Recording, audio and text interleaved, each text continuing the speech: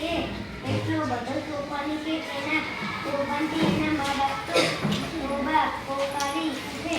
તમારી જેમ જ એ પણ બહુ રમતિયાળ હતો.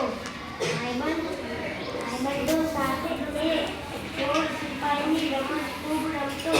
કહેવાય છે કે એને ક્રિકેટની રમત પણ બહુ ગમતી.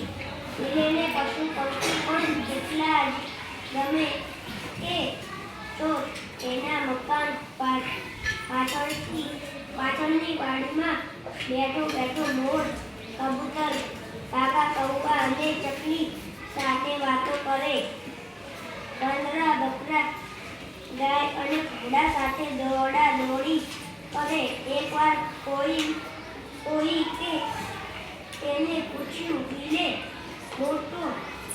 બીલું મોટો થઈને શું બનવાનો?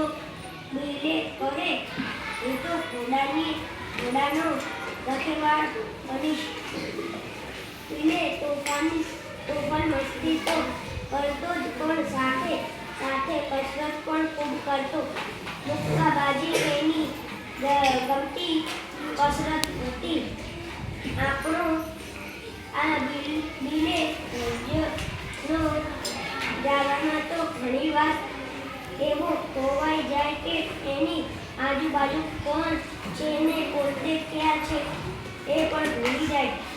એ તો બધી જ બાબતોમાં હોશિયાર છે. નવી નવી રમતો પણ બનાવતો અને તેના દોસ્તોને રમાડે. એક વાર તેણે મિત્રોને નવી રમત શીખવા